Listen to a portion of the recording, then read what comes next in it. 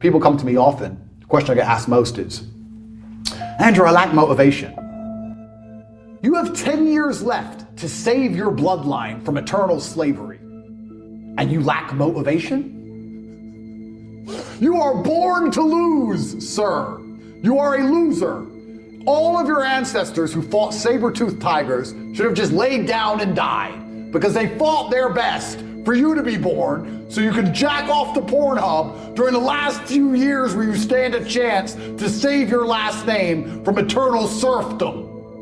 You are a dickhead and you deserve to be poor. The last thing you should lack in the mess of the world today is motivation, because you are running out of time. And I'm telling you, as a rich man who made it out, I can see the gap is closing. I can see it. So you should certainly see it. I'm above in the clouds, looking down on the hole closing in. You're down below, looking up, watching it close, and you lack motivation to build a ladder. Oh, well, maybe tomorrow. Doom-de-doom. Maybe government will save me. Maybe if I vote for the liberals, they'll give me money. Slave minds, clowns, fools. The last thing you should lack in the world today is motivation, because truly people are running out of time.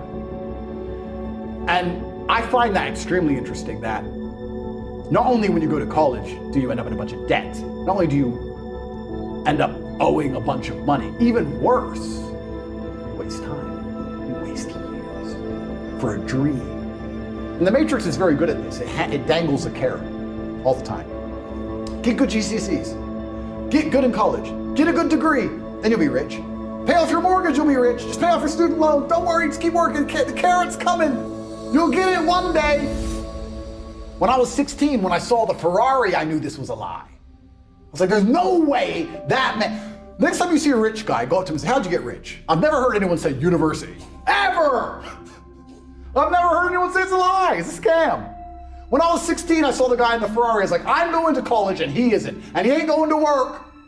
He knows something I don't know. I knew at 16 everything they tell me was a lie. But there's still people who think they have 5 years to waste in college. 5 years.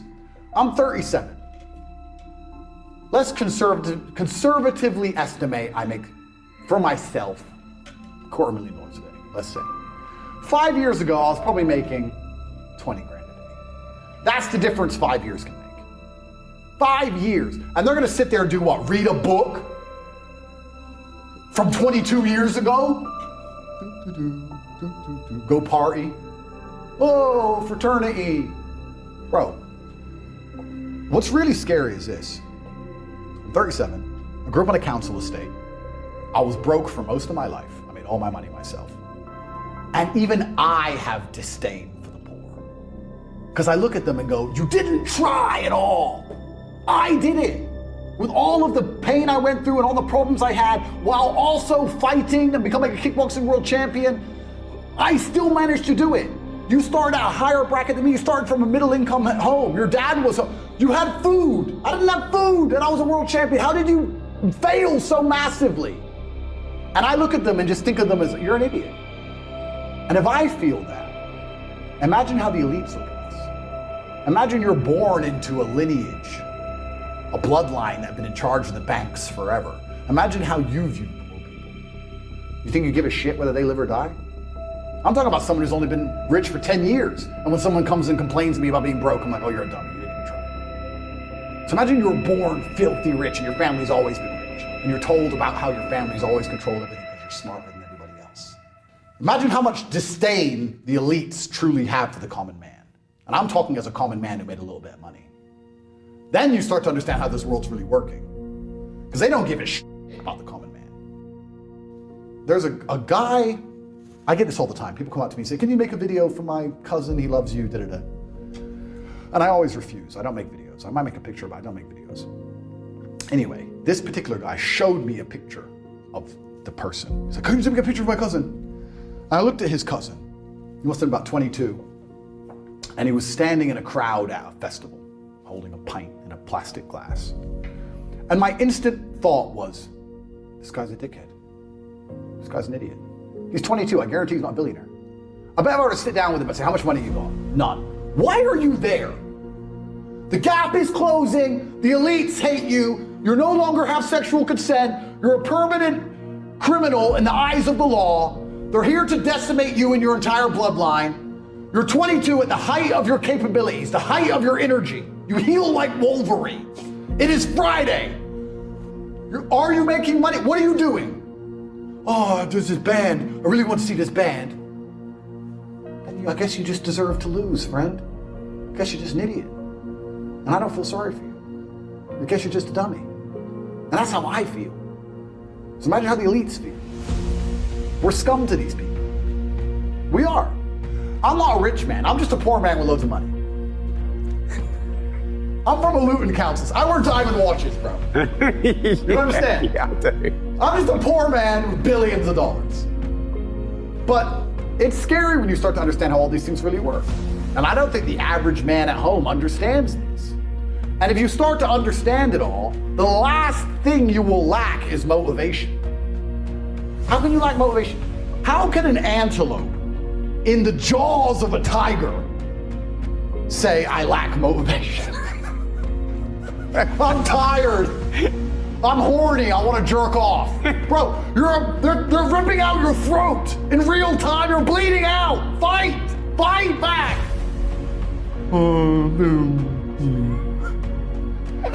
And then the tigers like me are like, oh, bro, well, you're going to get eaten. I'm going to eat you. That's what we're going to do. I don't know what else I'm supposed to do. I don't know. It's kind of like, you probably have this problem as well. I don't know if you have this problem. Do you ever wake up and think, I don't need any more money, but there's fuck all else to do? Yeah, every day. Yeah, so you just end up making millions. Well, what's better than making something out of nothing? Financial alchemy. Absolutely. Yeah. So I wake up and go, let me do the math. If I never worked again, I could spend $422,000 a day for the rest of my life. I have all the cars. Do I need more money? No. You know, let me go have a coffee. Let me try and chill out today. And within 22 minutes, I'm back on my laptop working. There's nothing else to do. There's nothing else to do. And I can't stop myself working as a person who doesn't need money. And then there's people with no money who don't work. It blows my mind, which is why the winners are winners and the losers are losers. Losers do a little bit of work and rest. Winners work as hard as possible and worry they're not working hard enough. It's just a separation of personality types. And it's almost like you can't save these people. I have something I sent in my email recently. I said, you could give the average man a brand new Ferrari and a roadmap and a coffee and a full tank of gas and tell him the destination, success. And halfway along the drive, he'll quit because it's too far. No matter how well you set it up for people, they'll quit. I have this the same with my online educational platform, my school. It's $49 a month. It's less than a Starbucks. And I will teach you how to make money online. You can escape the matrix, you can get out through the hole before it closes, you can be geographically free, you can live in Thailand, you can make money from your computer. It costs $49, you have absolutely nothing to lose. I made it cheap enough for everybody to be able to join. And people will sit there and go, and then put on Netflix. What more? I've given you a Ferrari, a full tank of gas, I've given you the latte, I've given you a roadmap, I've given you a hot girl to sit next to you and play songs and do selfies. I've given you everything. Just drive the car. No, yeah, it's far. I don't have motivation.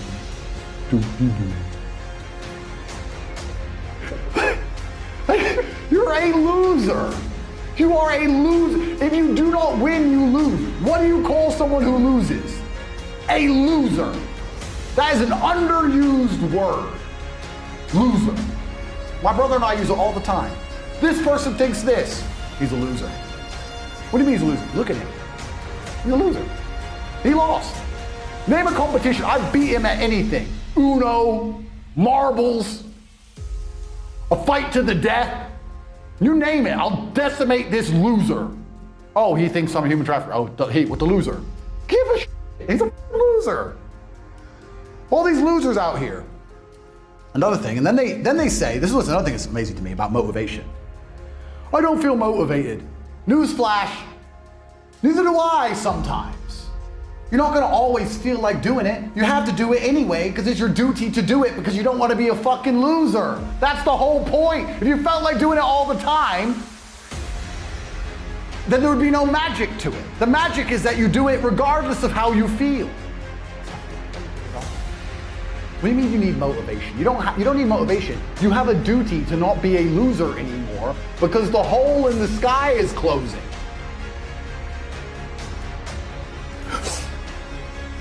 $49, we'll give you a ladder. Well, you know, play video games. Born to lose. Born to lose. And then they'll end up voting for some ridiculous party which promises them they won't be a loser anymore. And that party will hate people like me. And they'll try and put me in. This is what we currently live in. Losers party. Losers love company. They didn't. They vote for it. Losers love company. There are certain political parties and movements out there that convince you that being a loser is okay. And then you feel better. And you also get to blame others for your loserdom. And you feel great. You don't have to take any personal responsibility. I'm not a loser because of me. I'm a loser because they did it, or this happened, blah, blah, blah, blah. So they're attractive to losers. And then we end up in the situation we're currently in. I think that male happiness comes through the feeling of superiority. I think men are happy when they feel better. I think we're naturally competitive. That's why we've always done what we've done. Why did Genghis Khan need Vienna? Bro, that's Austria. Look at a map. Why did he need Vienna? It took him probably 3 months to even hear they were at Vienna. By the time he got the message, they probably already conquered it. Why did he need it? Because he wanted it. Why do I need the stuff I have? Because other people can't have it, it's mine.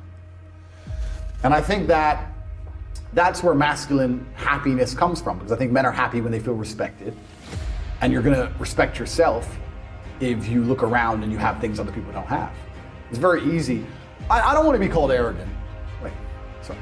I don't give a shit if I'm called arrogant. Because sure, there's people who say, he thinks he's so great. And I can sit and say, yeah, you're right, I think I'm so great. And I know that angers you. But let's actually measure. And I'll prove to you that I am great. I'm not trying to insult anyone. I'm not trying to be unlikable. I'm saying I am great. Look at the average man, the average statistics, put my statistics next to them, put it in ChatGPT and say which one's greater. What do you want? I enjoy that feeling. Why do I walk into the showroom and buy the 2 available cars that I don't want? Because it's one man's dream and now another man can't buy them. Now they're mine. That's just it.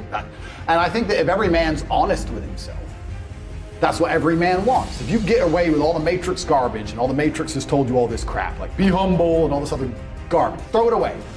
Why do you play sports? To win. To win. Why do you want to put a ball in a net more times than the other people? To show that you're better than them at putting a ball in a net. How insignificant an action. A ball in a net. Who cares? A much more significant action would be making a bunch of money, or being physically stronger, or a better fighter, or being smarter, a quicker talker, or being more well-known, more respected, more influential. That's far more important than putting a ball in the net. And you'll spend your time putting a ball in the net to prove you're better than other people. So don't sit and say that I'm a bad person for proving I'm better than everyone else by all the things I'm doing. That's masculine competition. By extension, the men who do not think like you, losers, because you lose. If there's a game being played, and some men realize it's a battle, and some men don't realize there's a battle going on, how can they possibly win?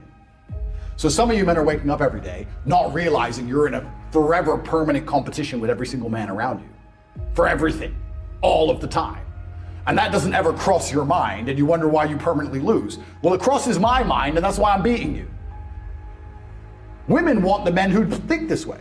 Women want the men who understand this, who win. That's what women want. So, you can call it arrogant, you can call it egotistical. I call it winning. I call it realism. I call it realistic. And the best things about having most of the things I have is that other people can't have them. That's the bottom line of it.